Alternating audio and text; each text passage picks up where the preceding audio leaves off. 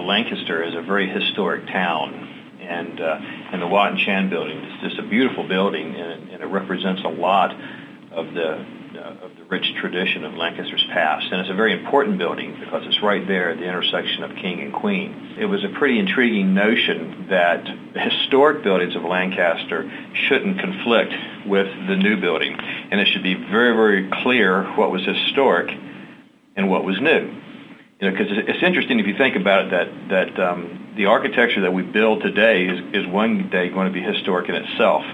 So we decided not to recreate the past, but to celebrate and kind of express the future of Lancaster. And we did that by trying to separate and not making it very confusing at all, what is old and what is new, making it as clear as possible.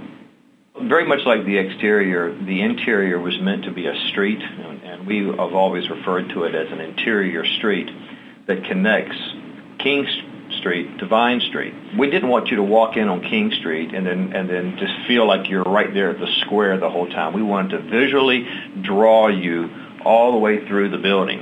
And as that idea picked up momentum, we thought, wow, wouldn't it be great as you're walking through that street that you're walking through an interior street and you're seeing the old historic buildings from a perspective that you rarely see them, and that is from the back side.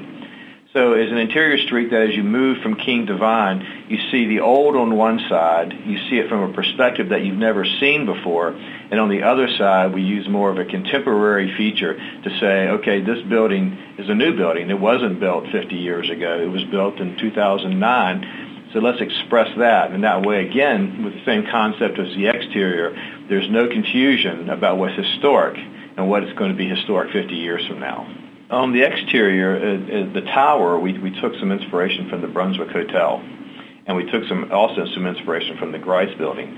And again, not so much in terms of their detailing, but in their form. If you look at the tower on the exterior, you'll notice that there's a piece of it that appears to step back as you move back into the guest rooms, and the proportion of that was meant to try to express some verticality, and the width of that is very, very similar to the width of the Grice building. So if you stand back and look at the two buildings from a form standpoint, there's actually a relationship of each other. We also saw Lancaster as a city of towers and steeples, so we were very, very sensitive to that and how this was going to play on the skyline. But we were very careful again, even though this was a new building, not to try to duplicate some of the old buildings, but just to respect some of the principles that were in place. It's incredibly unique. It has some richness to it because of the existing buildings that you just don't get in other sites. The community of Lancaster should be commended.